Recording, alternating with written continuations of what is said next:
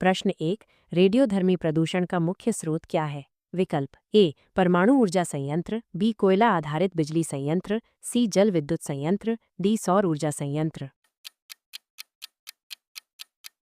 सही उत्तर ए परमाणु ऊर्जा संयंत्र। व्याख्या। परमाणु ऊर्जा संयंत्र रेडियोधर्मी प्रदूषण का मुख्य स्रोत हैं। इन संयंत्रों से निकलने वाले रेडियोधर्मी अपशिष्ट में रेडियोधर्मी समस्थानिक होते हैं जो पर्यावरण में फैलकर प्रदूषण फैलाते हैं। इन समस्थानिकों का अर्ध आयुकाल लंबा होता है और ये जीवित प्राणियों के लिए हानिकारक होते हैं। आपका अगला सवाल है प्रश्न 2। निम्नलिखित में से कौन सा रेडियोधर्मी पदार्थ नहीं है? विकल्प ए यूरेनियम, बी थोरियम, सी रेडियम, डी कार्बन। सही उत्तर डी कार्बन। व्याख्या। कार्बन एक रेडियोधर्मी पदार्थ नहीं है। यह एक अधातु तत्व है जो पृथ्वी पर प्रचुर मात्रा में पाया जाता है। यूरेनियम, थोरियम और रेडियम रेडियोधर्मी पदार्थ हैं जो प्राकृतिक रूप से पाए जाते हैं और जिनका उपयोग परमाणु ऊर्जा संयंत्रों में ईंधन के रूप में किया जाता है। आपका अगला सवाल है प्रश्न 3। रेडियोधर्मी प्रदूषण से कौन सी बीमारी हो सकती है? विकल्प ए कैंसर, बी क्षय रोग, सी मलेरिया, डी टाइफाइड। सही उत्तर ए कैंसर। व्याख्या। रेडियोधर्मी प्रदूषण से कैंसर जैसी गंभीर बीमारियां हो सकती हैं। रेडियोधर्मी विकिरण जीवित कोशिकाओं को नुकसान पहुंचाता है, जिससे कोशिकाओं में असामान्य वृद्धि होती है और कैंसर का खतरा बढ़ जाता है। इसके अतिरिक्त ये आनुवंशिक क्षति भी पहुंचा सकता है। आपका अगला सवाल है प्रश्न 4। रेडियोधर्मी प्रदूषण को मापने की इकाई क्या है? विकल्प A becquerel BQ, B decibel, जेड निफोमीटर, एम। सही उत्तर ए बेकरेल BQ। व्याख्या। रेडियोधर्मी प्रदूषण को मापने की इकाई बेकरेल BQ है। एक बेकरेल प्रति सेकंड एक परमाणु के क्षय के बराबर होता है। अन्य इकाइयां जैसे ग्रे, GY और सीवर्ट SV भी प्रयोग होती हैं जो अवशोषित विकिरण मात्रा को दर्शाती हैं। आपका अगला सवाल है प्रश्न 5। परमाणु दुर्घटना के बाद किस रेडियोधर्मी समस्थानिक का रिसाव सबसे अधिक हानिकारक होता है? विकल्प A iodine 131, B uranium 235, C plutonium 239, D thorium -232। सही उत्तर ए आयोडीन -131। व्याख्या। परमाणु दुर्घटना के बाद आयोडीन 131 का रिसाव सबसे अधिक हानिकारक होता है क्योंकि ये थायरॉयड ग्रंथि द्वारा अवशोषित होता है, जिससे थायरॉयड कैंसर का खतरा बढ़ जाता है। इसका अर्ध आयुकाल लगभग 8 दिन होता है। आपका अगला सवाल है प्रश्न 6। रेडियोधर्मी प्रदूषण का प्रभाव किस पर पड़ता है? विकल्प ए मनुष्य, बी जानवर, सी पौधे, डी उपरोक्त सभी। सही उत्तर जी उपरोक्त सभी। व्याख्या। रेडियोधर्मी प्रदूषण का प्रभाव मनुष्य, जानवर, पौधे सभी जीवित प्राणियों पर पड़ता है। यह प्रदूषण वायु, जल और मिट्टी को दूषित करता है और खाद्य श्रृंखला के माध्यम से जीवों में प्रवेश करता है, जिससे स्वास्थ्य पर गंभीर प्रभाव पड़ते हैं। आपका अगला सवाल है प्रश्न 7। हिरोशिमा और नागासाकी पर परमाणु बम कब गिराए गए थे? विकल्प ए 1945, बी 1947, सी 1950, डी 1942। सही उत्तर ए 1945। व्याख्या। हिरोशिमा और नागासाकी पर परमाणु बम क्रमशः 6 अगस्त और 9 अगस्त 1945 को गिराए गए थे। यह द्वितीय विश्व युद्ध के दौरान संयुक्त राज्य अमेरिका द्वारा जापान पर किया गया परमाणु हमला था, जिसके विनाशकारी परिणाम हुए थे। आपका अगला सवाल है प्रश्न 8। चेरनोबिल परमाणु दुर्घटना कब हुई थी? विकल्प ए 1986, बी 1979, सी 1990 और डी 2000। सही उत्तर ए 1986। व्याख्या। चेरनोबिल परमाणु दुर्घटना 26 अप्रैल 1986 को तत्कालीन सोवियत संघ अब यूक्रेन में हुई थी। यह इतिहास की सबसे भीषण परमाणु दुर्घटनाओं में से एक है, जिसके कारण व्यापक रेडियोधर्मी प्रदूषण फैला था और बड़ी संख्या में लोग प्रभावित हुए थे। आपका अगला सवाल है प्रश्न 9। रेडियोधर्मी पदार्थों के सुरक्षित निपटान के लिए कौन सी विधि प्रयोग की जाती है? विकल्प ए गहरे भूगर्भीय भंडार, बी समुद्र में फेंकना, सी जलाना, डी खुले में फेंकना। सही उत्तर ए गहरे भूगर्भीय भंडार। व्याख्या। रेडियोधर्मी पदार्थों के सुरक्षित निपटान के लिए गहरे भूगर्भीय भंडार विधि का प्रयोग किया जाता है। इसमें रेडियोधर्मी अपशिष्ट को स्थिर भूगर्भीय संरचनाओं में गहराई में दफनाया जाता है ताकि वे पर्यावरण और मानव स्वास्थ्य को नुकसान न पहुंचा सकें। आपका अगला सवाल है प्रश्न 10। निम्नलिखित में से कौन सी गैस वायुमंडल में प्राकृतिक रूप से रेडियोधर्मिता का कारण बनती है? विकल्प ए रेडियोधर्मिकन, B oxygen, C nitrogen, D carbon dioxide. सही उत्तर ए राडॉन। व्याख्या। राडॉन गैस वायुमंडल में प्राकृतिक रूप से रेडियोधर्मिता का कारण बनती है। यह एक रंगहीन, गंधहीन और स्वादहीन रेडियोधर्मी गैस है जो यूरेनियम के क्षय से उत्पन्न होती है और मिट्टी, चट्टानों से निकलकर घरों में भी प्रवेश कर सकती है। आपका अगला सवाल है प्रश्न 11। रेडियोधर्मी समस्थानिकों का उपयोग किस क्षेत्र में किया जाता है? विकल्प ए चिकित्सा, बी कृषि, सी उद्योग, डी उपरोक्त सभी। सही उत्तर जी उपरोक्त सभी। व्याख्या। रेडियोधर्मी समस्थानिकों का उपयोग चिकित्सा, कैंसर उपचार, निदान, कृषि, खाद्य संरक्षण, कीट नियंत्रण, उद्योग, सामग्री की मोटाई मापना जैसे विभिन्न क्षेत्रों में किया जाता है। इनका उपयोग वैज्ञानिक अनुसंधान में भी होता है। आपका अगला सवाल है प्रश्न 12। भारत का पहला परमाणु ऊर्जा संयंत्र कहाँ स्थापित किया गया था? विकल्प ए तारापुर, महाराष्ट्र, बी रावतभाटा, राजस्थान, सी कलपक्कम, तमिलनाडु, डी कैगा, कर्नाटक। सही उत्तर ए तारापुर, महाराष्ट्र। व्याख्या। भारत का पहला परमाणु ऊर्जा संयंत्र तारापुर, महाराष्ट्र में स्थापित किया गया था। यह 1969 में चालू हुआ था और यह एशिया का पहला परमाणु ऊर्जा संयंत्र भी था। यह संयंत्र संयुक्त राज्य अमेरिका की सहायता से बनाया गया था। आपका अगला सवाल है प्रश्न 13। निम्नलिखित में से कौन सा प्रभाव रेडियोधर्मी प्रदूषण का दीर्घकालिक प्रभाव नहीं है? विकल्प ए मतली और उल्टी, बी आनुवंशिक उत्परिवर्तन, सी कैंसर, डी बांझपन। सही उत्तर ए मतली और उल्टी। व्याख्या। मतली और उल्टी रेडियोधर्मी प्रदूषण के तीव्र प्रभाव हैं जो विकिरण के संपर्क में आने के तुरंत बाद दिखाई देते हैं। आनुवंशिक उत्परिवर्तन, कैंसर और बांझपन रेडियोधर्मी प्रदूषण के दीर्घकालिक प्रभाव हैं जो कई वर्षों बाद प्रकट हो सकते हैं। आपका अगला सवाल है प्रश्न 14। रेडियोधर्मी प्रदूषण को कम करने के लिए क्या उपाय किए जा सकते हैं? विकल्प ए परमाणु ऊर्जा संयंत्रों की सुरक्षा बढ़ाना, बी रेडियोधर्मी अपशिष्ट का सुरक्षित निपटान, सी नवीकरणीय ऊर्जा स्रोतों का उपयोग बढ़ाना, डी उपरोक्त सभी। सही उत्तर जी उपरोक्त सभी। व्याख्या। रेडियोधर्मी प्रदूषण को कम करने के लिए परमाणु ऊर्जा संयंत्रों की सुरक्षा बढ़ाना, रेडियोधर्मी अपशिष्ट का सुरक्षित निपटान, नवीकरणीय ऊर्जा स्रोतों का उपयोग बढ़ाना और जनता में जागरूकता फैलाना जैसे उपाय किए जा सकते हैं। आपका अगला सवाल है प्रश्न 15। निम्नलिखित में से कौन सा रेडियोधर्मी समस्थानिक चिकित्सा में कैंसर के उपचार के लिए प्रयोग किया जाता है? विकल्प ए कोबाल्ट 60, बी यूरेनियम 235, सी थोरियम 232, डी कार्बन -14 है।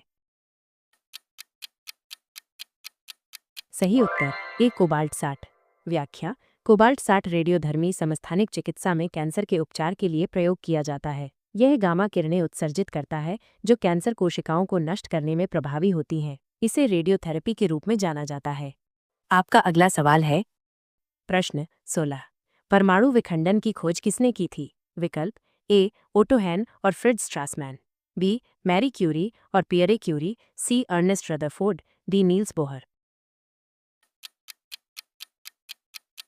सही उत्तर ए ओटो हैन और फ्रिट्ज स्ट्रासमैन। व्याख्या।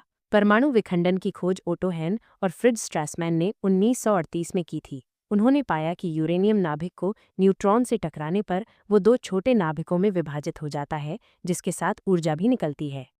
आपका अगला सवाल है प्रश्न 17। निम्नलिखित में से कौन सा प्राकृतिक रेडियोधर्मी तत्व नहीं है? विकल्प ए प्लूटोनियम, बी यूरेनियम, सी थोरियम, डी रेडियम। सही उत्तर ए प्लूटोनियम। व्याख्या। प्लूटोनियम प्राकृतिक रूप से बहुत कम मात्रा में पाया जाता है। मुख्यतः ये कृत्रिम रूप से परमाणु रिएक्टरों में बनाया जाता है। यूरेनियम, थोरियम और रेडियम प्राकृतिक रेडियोधर्मी तत्व हैं जो पृथ्वी की भूपर्पटी में पाए जाते हैं। आपका अगला सवाल है प्रश्न 18। भारत में परमाणु ऊर्जा आयोग की स्थापना कब हुई थी? विकल्प ए 1948, बी 1947, सी 1950, डी 1954। सही उत्तर ए 1948। व्याख्या, भारत में परमाणु ऊर्जा आयोग की स्थापना 3 अगस्त 1948 को हुई थी। इसका उद्देश्य भारत में परमाणु ऊर्जा के शांतिपूर्ण उपयोग को विकसित करना था। डॉक्टर होमी जहांगीर भाभा इसके पहले अध्यक्ष थे।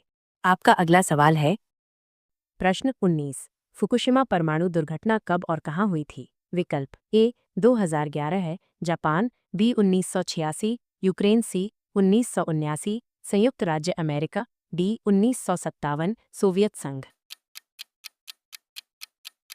सही उत्तर ए 2011, जापान। व्याख्या, फुकुशिमा परमाणु दुर्घटना 11 मार्च 2011 को जापान में हुई थी। यह दुर्घटना एक शक्तिशाली भूकंप और उसके बाद आई सुनामी के कारण हुई थी, जिससे फुकुशिमा दाइची परमाणु ऊर्जा संयंत्र को भारी क्षति पहुंची थी। आपका अगला सवाल है प्रश्न 20। 3 माइल आइलैंड परमाणु दुर्घटना कहाँ हुई थी? विकल्प ए संयुक्त राज्य अमेरिका, बी जापान, सी यूक्रेन, डी रूस। सही उत्तर ए संयुक्त राज्य अमेरिका। व्याख्या, 3 माइल आइलैंड परमाणु दुर्घटना 28 मार्च 1979 को संयुक्त राज्य अमेरिका के पेंसिल्वेनिया राज्य में हुई थी। यह दुर्घटना संयंत्र में तकनीकी खराबी और मानवीय त्रुटि के कारण हुई थी, जिसके परिणाम स्वरूप आंशिक रूप से रेडियोधर्मी रिसाव हुआ था। आपका अगला सवाल है प्रश्न 21। परमाणु रिएक्टर में मंदक के रूप में किसका उपयोग किया जाता है? विकल्प ए भारी जल, बी यूरेनियम, सी प्लूटोनियम, डी थोरियम।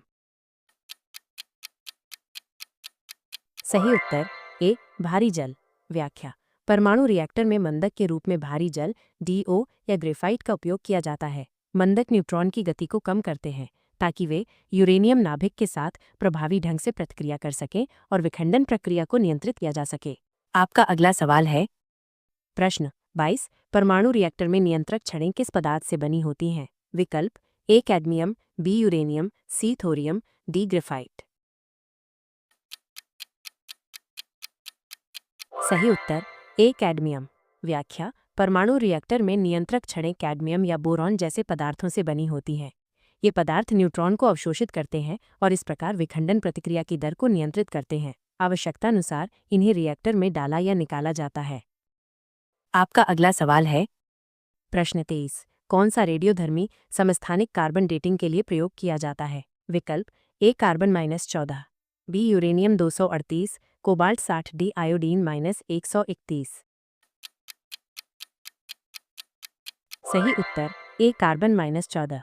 व्याख्या, कार्बन -14 रेडियोधर्मी समस्थानिक कार्बन डेटिंग के लिए प्रयोग किया जाता है। इसका उपयोग प्राचीन वस्तुओं, जीवाश्मों और जैविक पदार्थों की आयु निर्धारित करने के लिए किया जाता है। इसका अर्धायु काल 5730 वर्ष है। आपका अगला सवाल है प्रश्न 24। रेडियोधर्मी प्रदूषण के संपर्क में आने पर शरीर का कौन सा अंग सबसे अधिक प्रभावित होता है? विकल्प ए अस्थि मज्जा, बी फेफड़े, सी हृदय, डी गुर्दे। सही उत्तर ए अस्थि मज्जा। व्याख्या, रेडियोधर्मी प्रदूषण के संपर्क में आने पर शरीर का अस्थि मज्जा सबसे अधिक प्रभावित होता है। अस्थि मज्जा रक्त कोशिकाओं का उत्पादन करता है और विकिरण के संपर्क में आने से रक्त कोशिकाओं के उत्पादन में कमी आ सकती है, जिससे एनीमिया और प्रतिरक्षा प्रणाली कमजोर हो सकती है।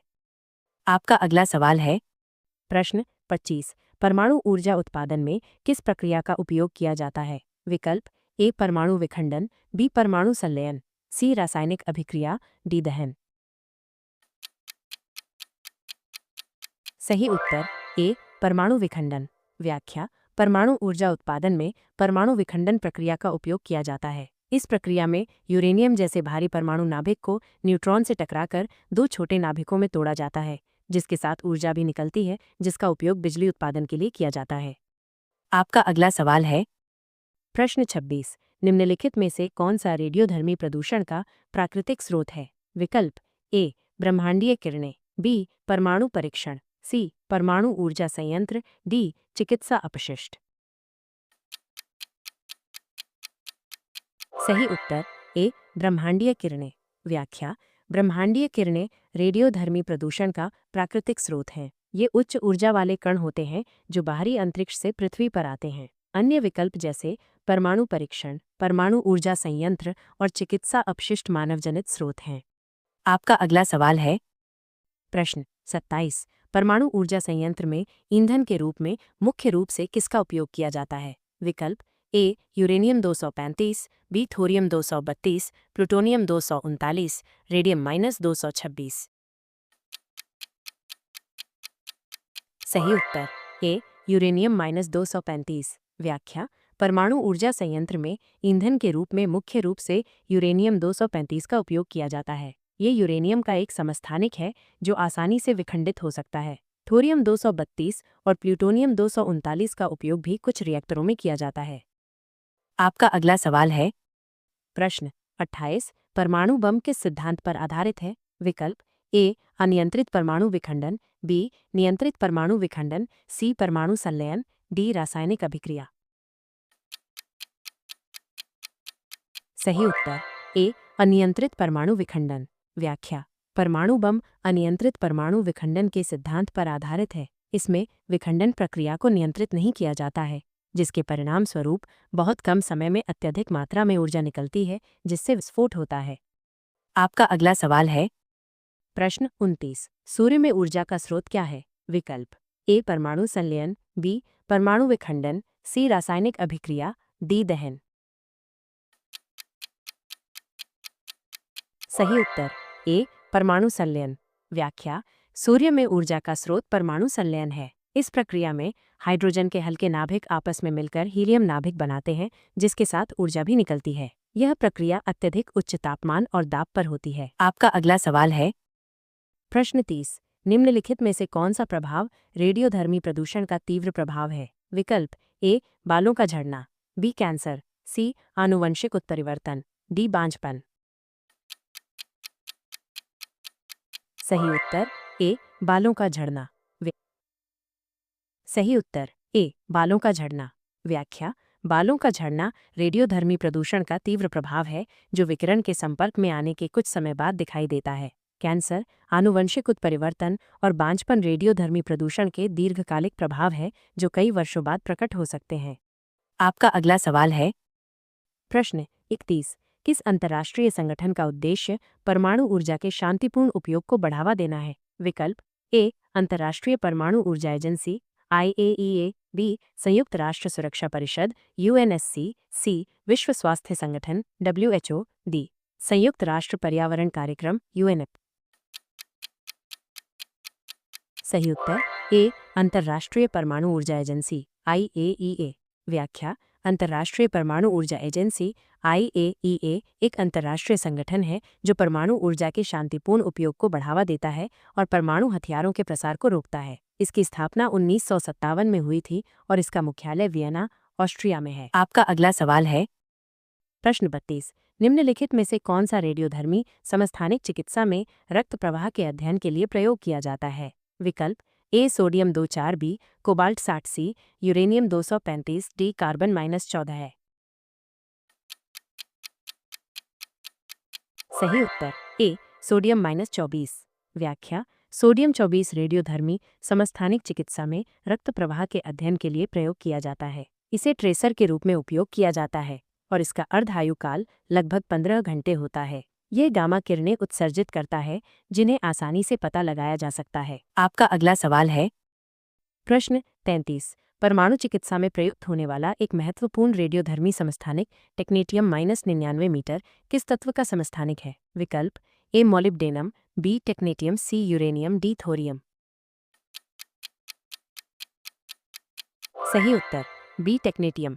व्याख्या टेक्नेटियम-99 मीटर टेक्नेटियम का एक मेटास्टेबल समस्थानिक है जिसका उपयोग परमाणु चिकित्सा में विभिन्न नैदानिक प्रक्रियाओं के लिए किया जाता है। यह मोलिब्डेनम-99 के क्षय से उत्पन्न होता है।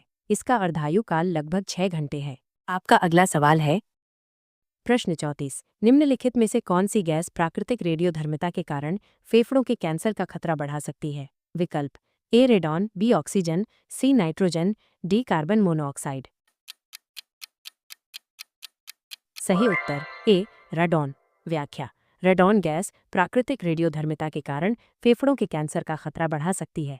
यह एक रंगहीन गंधहीन रेडियोधर्मी गैस है जो यूरेनियम के क्षय से उत्पन्न होती है और मिट्टी चट्टानों से निकलकर घरों में भी प्रवेश कर सकती है, जहां इसका स्तर बढ़ सकता है। आपका अगला सवाल है प्रश्न 35। निम्नलिखित में से कौन सा रेडियोधर्मी समस्थानिक पुरातत्व में हड्डियों की आयु निर्धारित करने के लिए प्रयोग किया जाता है? विकल्प A strontium -90, B cobalt 60C, uranium 235, D carbon -14 है। सही उत्तर ए स्ट्रोंटियम -90। व्याख्या स्ट्रोंटियम -90 का उपयोग पुरातत्व में हड्डियों की आयु निर्धारित करने के लिए किया जाता है। ये कैल्शियम के समान व्यवहार करता है और हड्डियों में जमा हो जाता है। स्ट्रोंटियम -90 और स्थिर स्ट्रोंटियम -86 के अनुपात का उपयोग करके हड्डियों की आयु का अनुमान लगाया जा सकता है। आपका अगला सवाल है प्रश्न 36। परमाणु ऊर्जा संयंत्रों से निकलने वाले गर्म पानी से होने वाले प्रदूषण को क्या कहते हैं? विकल्प ए तापीय प्रदूषण, बी वायु प्रदूषण, सी ध्वनि प्रदूषण, डी रेडियोधर्मी प्रदूषण। सही उत्तर ए तापीय प्रदूषण। व्याख्या परमाणु ऊर्जा संयंत्रों से निकलने वाले गर्म पानी से होने वाले प्रदूषण को तापीय प्रदूषण कहते हैं। ये गर्म पानी जब नदियों या झीलों में छोड़ा जाता है तो यह पानी के तापमान को बढ़ा देता है, जिससे जलीय जीवन पर नकारात्मक प्रभाव पड़ता है। आपका अगला सवाल है प्रश्न 37। परमाणु ईंधन चक्र के किस चरण में रेडियोधर्मी अपशिष्ट उत्पन्न होता है? विकल्प ए खनन, बी संवर्धन, सी रिएक्टर परिचालन, डी उपरोक्त सभी। सही उत्तर जी उपरोक्त सभी।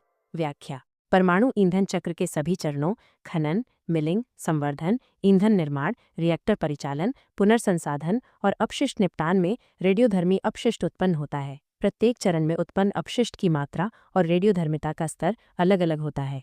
आपका अगला सवाल है प्रश्न 38। भारत का परमाणु ऊर्जा कार्यक्रम मुख्य रूप से किस खनिज पर आधारित है? विकल्प ए थोरियम, बी यूरेनियम, सी प्लूटोनियम, डी रेडियम। सही उत्तर ए थोरियम। व्याख्या भारत का परमाणु ऊर्जा कार्यक्रम मुख्य रूप से थोरियम पर आधारित है क्योंकि भारत में थोरियम के विशाल भंडार हैं। भारत थोरियम आधारित परमाणु रिएक्टर विकसित करने की दिशा में काम कर रहा है, जो भविष्य में ऊर्जा सुरक्षा के लिए महत्वपूर्ण होंगे। आपका अगला सवाल है प्रश्न 39। निम्नलिखित में से कौन सा रेडियोधर्मी प्रदूषण का मानव जनित स्रोत है? विकल्प ए परमाणु हथियार परीक्षण, बी ब्रह्मांडीय किरणें, सी पृथ्वी की भूपर्पटी में प्राकृतिक रूप से पाए जाने वाले रेडियोधर्मी तत्व, डी रेडॉन गैस। सही उत्तर ए परमाणु हथियार परीक्षण। व्याख्या परमाणु हथियार परीक्षण रेडियोधर्मी प्रदूषण का मानव जनित स्रोत है। अन्य विकल्प जैसे ब्रह्मांडीय किरणें, पृथ्वी की भूपर्पटी में प्राकृतिक रूप से पाए जाने वाले रेडियोधर्मी तत्व और रेडॉन गैस प्राकृतिक स्रोत हैं। परमाणु हथियार परीक्षणों से बड़ी मात्रा में रेडियोधर्मी पदार्थ वातावरण में फैलते हैं। आपका अगला सवाल है प्रश्न 40। रेडियोधर्मी प्रदूषण के प्रभाव को कम करने के लिए किस प्रकार के भोजन का सेवन करना चाहिए? विकल्प ए एंटीऑक्सीडेंट से भरपूर भोजन, बी वसायुक्त भोजन, सी उच्च प्रोटीन युक्त भोजन, डी प्रसंस्कृत भोजन। सही उत्तर ए एंटीऑक्सीडेंट से भरपूर भोजन। व्याख्या रेडियोधर्मी प्रदूषण के प्रभाव को कम करने के लिए एंटीऑक्सीडेंट से भरपूर भोजन का सेवन करना चाहिए।